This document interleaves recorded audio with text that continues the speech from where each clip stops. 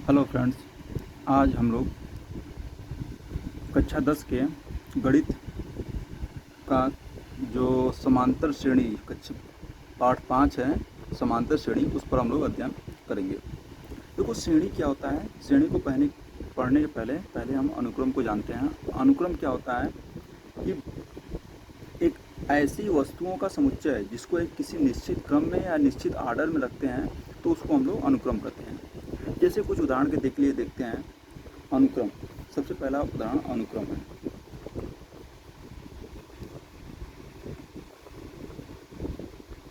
अनुक्रम क्या होता है? अनुक्रम को हम लोग सीक्वेंस भी कहते हैं, इंग्लिश में सीक्वेंस।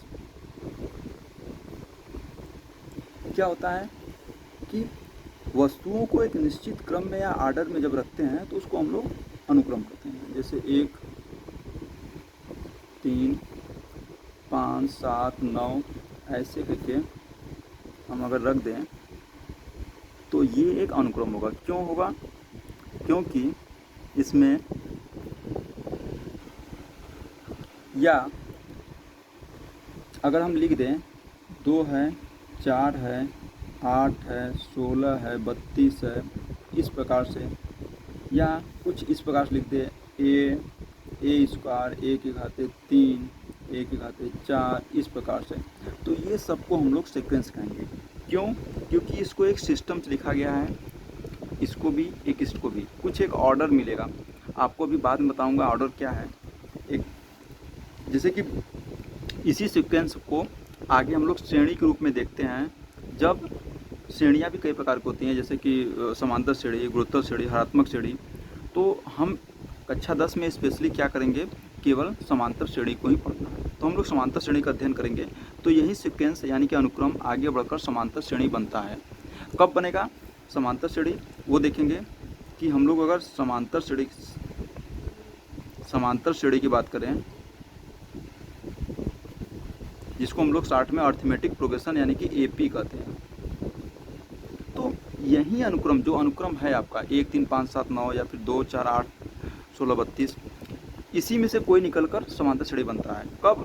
जब हमेशा पहली संख्या में कुछ जोड़ने पर, मान लो 1 है जैसे पहली संख्या, इसमें कुछ जोड़ने पर या घटाने पर ये मिले, और वही संख्या को फिर जोड़ने घटाने पर ये मिले, वही संख्या को फिर जोड़ने पर ये मिले, फिर ये मिले, तो आप समझ जाइए एक निश्चित संख्या को जोड़ने पर अगली संख्या मिल रही है, तो वो श्रेणी इस प्रकार की समांतर श्रेणी बोली जाती है। जैसे यहाँ पर उदाहरण यही पहला ही ले रहा हूँ। मान लीजिए उदाहरण के तौर पर 1 है, 3 है, 5 है, 7 है, 9 है, ऐसे श्रेणियाँ हैं। तो अगर हम यहाँ से यहाँ तक जाएंगे तो आप देख सकते हैं 1 से 3 कैसे मिला, हमने 2 जोड़ा है। 2 से 5 कैसे मिला, 3 से 5 कैसे मिला, फिर 2 जोड़ा है। 5 से 7 कैसे मिला, मैंने फिर 2 जोड़ा है। 7 से 9 कैसे मिला, मैंने फिर 2 जोड़ा है। 2 जोड़ने से अगली संख्या मिल रही है, तो ऐसी श्रेणी को हम लोग कहते हैं समांतर श्रेणी यानी कि एपी बोलेंगे। ऐसा कहीं भी लिखा रहे तो ये आगे इसी सीक्वेंस को हम लोग समांतर श्रेणी के रूप में देखते हैं। तो हमें इस चैप्टर में इसी प्रकार की श्रेणी को पढ़ना है, अच्छे से अध्ययन करना है कि इसमें और क्या क्या चीज़ें आती हैं। जैसे कि दूसरा उदाहरण ले रहा हूँ, ये वाला देखिए आप एक बार। 2 है, 4 है, 8 है, 16 है, 32 है, ऐसे ऐसे लिखा है, कॉमा लगा दे रहा हूँ। अब यहाँ से यहाँ आने में देख लीजिए क्या आया, इसमें 2 जोड़ने पर ये आया था। इसमें यहाँ देख लीजिए 2 में 4 जोड़ने पर ये आया, इसमें 8 जोड़ने पर ये आया, इसमें 16 जोड़ने पर ये आया। तो क्या ये नंबर फिक्स है? यहाँ 2 आ रहा है, यहाँ 8 आ रहा है, यहाँ पर सॉरी यहाँ 4 आ रहा है, यहाँ 8 आ रहा है, यहाँ 16 आ रहा है, तो ये नंबर अलग अलग आ रहा है। तो इससे ये पता चल रहा है कि ये श्रेणी जो है एपी में नहीं है। एपी है कि नहीं? एपी नहीं है, ठीक है। क्योंकि इसमें देखिए ऊपर वाले में सेम आया था, तो ये एपी है। जिसमें एक फिक्स नंबर, जो अचर संख्या जिसे कहते हैं हम लोग, कांस्टेंट नंबर को जोड़ने पर अगला नंबर आता रहे, तो वो क्या होता है? एपी होता है। एपी को पहचानना आपको आना चाहिए। जैसे ये है, देखिए ये एपी नहीं है, क्योंकि इसमें जो कुछ गुणा करने पा रहा है, जोड़ने पे ये स्क्वायर नहीं आएगा। तो इस प्रकार ये वाला भी देखेंगे तो ये एपी नहीं बन पाएगा, ये भी नहीं बन पाएगा, लेकिन ये वाला पहला वाला एपी है। तो श्रेणी को अभी हम लोग कुछ देखेंगे प्रश्न, और उसको आइडेंटिफाई करेंगे कौन एपी है और कौन एपी नहीं है। जैसे उदाहरण के तौर पर मैंने 3 श्रेणी यहाँ लिखा है, इस पर विचार करेंगे हम लोग। पहला है 1 3 1 -1 और यहाँ पर -3, आगे ऐसे चला गया है। देखेंगे एपी है कि नहीं, कैसे पहचानेंगे? बहुत ईजी है। यहाँ से यहाँ आने में आपने क्या किया, 3 से 1 हो गया, तो इसमें -2 को ऐड किया गया है। आप देख सकते हो इसमें अगर -2 ऐड करेंगे तो 3 में से 2 घट जाएगा, 1 आएगा। ठीक, यहाँ से यहाँ कैसे आया, इसमें भी 1 से -1 कैसे आया, आप देखिए -2 यदि इसमें फिर से ऐड कर देंगे तो आप समझिएगा, 1 में -2 ऐड करेंगे तो क्या होगा, यहाँ पर 1 -2 करेंगे तो इसमें से 1, चूँकि 1 में से -2 घटेगा तो -1 बचेगा, घटाइएगा। ठीक है, यहाँ से -1 में अगर फिर से -2 ऐड करेंगे, जोड़ेंगे मतलब -1 में -2 ऐड करेंगे तो आप देखिएगा क्या आएगा, माइनस माइनस जुड़ जाता है, -1 -2 जुड़ जाएगा, -3 आ जाएगा। तो हर जगह एक कांस्टेंट नंबर यानी कि एक फिक्स नंबर -2 -2 -2 आगे भी -2 से ही आता रहेगा। तो -2 को हर बार पहली संख्या में जोड़ रहे हैं तो ये आ रहा है, इसमें -2 जोड़ेंगे तो ये आएगा, इसमें -2 जोड़ेंगे तो -3 आएगा। इस प्रकार ये श्रेणी बन रहा है। तो ये कांस्टेंट नंबर जोड़ने पर आ रहा है।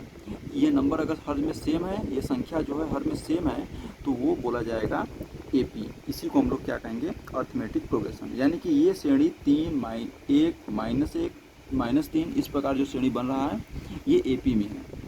इसको देखेंगे, यहाँ पर समझिएगा 5 है, 5 से 10 कैसे आए, 5 में अगर मैं जोड़ दूँ, क्या जोड़ दूँ, 5 और 5 में 5 जोड़ दूँ तो 10 आ गया। फिर 10 में क्या जोड़ दूँ, फिर 5 जोड़ दूँगा तो 15 आ जाएगा। 15 में फिर क्या जोड़ दूँगा, 5 और जोड़ दूँ तो 20 आ जाएगा। इसमें 5 जोड़ने पर ये आ रहा है, इसमें 5 जोड़ने पर 15 आ रहा है, फिर इसमें 15 में 5 जोड़ने पर 20 आ रहा है। तो हर संख्या में एक कांस्टेंट नंबर 5 5 और 5 को जोड़ने पर अगला नंबर आ रहा है।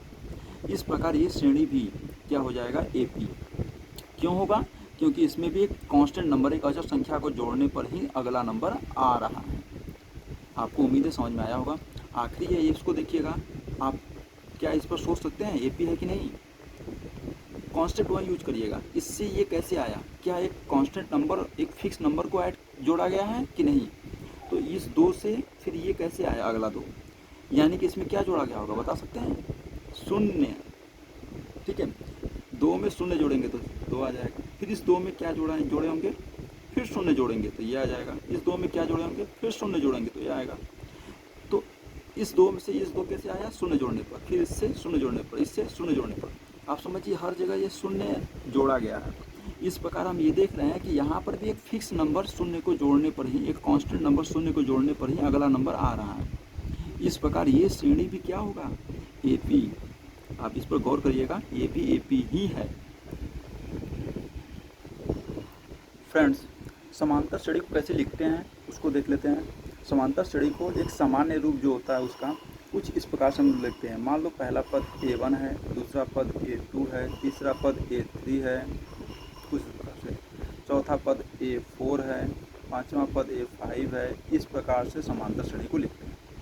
तो आप जानते हो यहाँ से यहाँ कैसे आते हैं, कुछ जोड़ने पर ये आया होगा, कुछ जोड़ने पर ये आया होगा, उसमें कुछ जोड़ने पर ये आया होगा।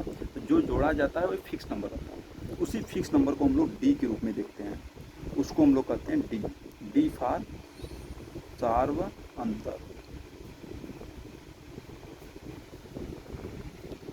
और जो A1 है इसको प्रथम पद बोलते हैं। A1 को प्रथम पद, यानी कि ए भी, A1 को A से भी निरूपित करते हैं, इसको प्रथम पद कहते हैं।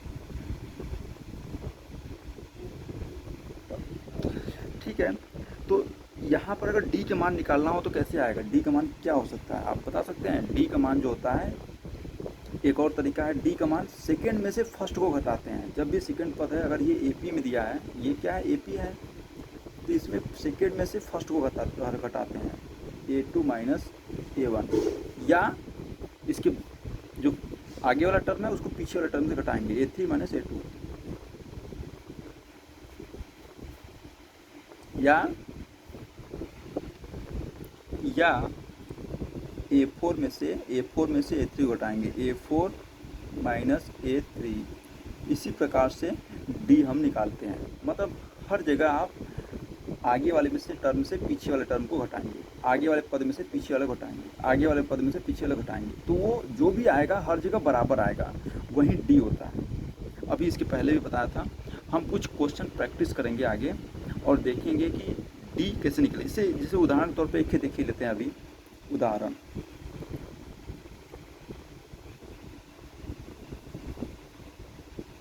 यानी कि एग्जाम्पल के तौर पर, एग्जाम्पल के तौर पे बस छोटा सा ले लेते हैं। जैसे मैंने ले लिया 1 3 5 7 9, आसान से लेता हूँ, ये एपी में है। तो इसका प्रथम पद को हम लोग ए कहेंगे, जो है ए बोला जाएगा। और ए क्या है, यही प्रथम पद है, ये वो का क्या है 1।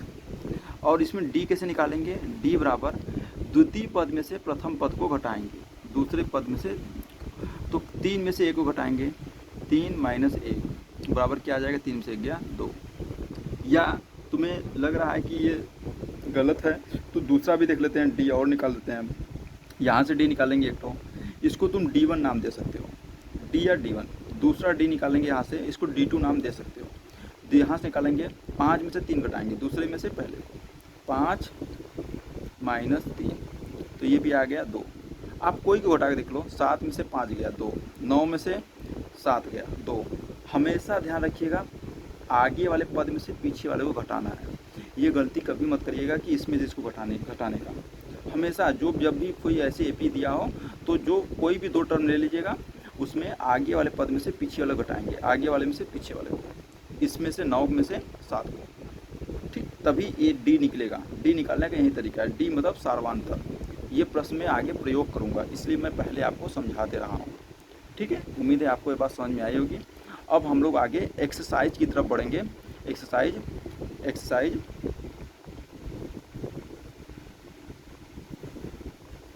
5.1 5.1 का